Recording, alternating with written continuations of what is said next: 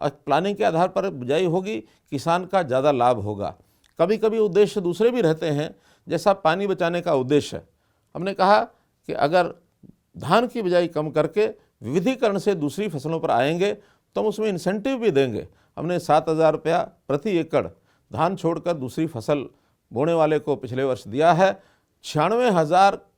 एकड़ में धान छोड़ा गया है, तो ये बहुत अच्छी पहल है। इस बार भी हम विचार करते हैं कि इस 96,000 को हम आह्वान करेंगे कि 2 लाख एकड़ ज़मीन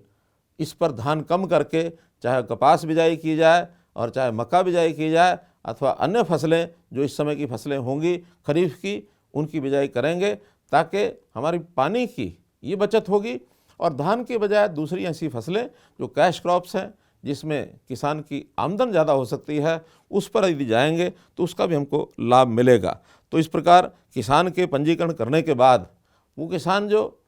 अपनी फसल को बेचने के लिए आता है, अभी तक क्या होता था कि जो भूमि मालिक है, चाहे मुआवजे का पैसा हो चाहे फसल की बिक्री का पैसा हो, अगर मिलता था तो उसी को मिलता था। लेकिन हमने प्रावधान किया है कि नहीं, मालिक के अलावा जो खेतीहर है, जो किसान है, जो काश्तकार है,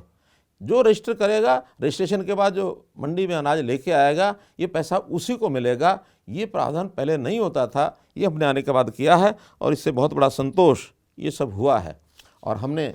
मंडियों में रजिस्ट्रेशन के समय एक बात और की है, परिवार पहचान पत्र, इसको भी जोड़ा है, ताकि उस किसान की परिवार की सारी जानकारियाँ वो उसके साथ जुड़ी हुई हैं, तो उस किसान को कितना उसमें लाभ होता है, पिछले वर्षों में वो क्या कर रहा था, आगे उत्तरोत्तर कैसे वो बढ़ रहा है, तो उसका एक डाटा भी हम मेंटेन करना चाहते हैं, जिसका उसको एक लाभ होने वाला है। तो मित्रों,